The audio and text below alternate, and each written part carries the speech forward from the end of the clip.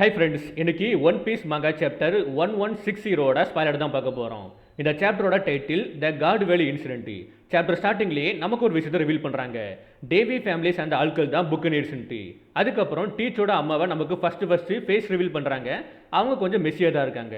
And கூடவே சாங்ஸோட அம்மாவையும் காமிப்பாங்க. சாங்ஸோட அம்மா டிராகன் கிட்ட ஒரு ப்ராமிஸ் மாதிரி வாங்கிடுதாங்க, என்னோட குழந்தைகளோட ஃபியூச்சரை நீங்கள் தான் பார்த்துக்கணுன்ட்டு.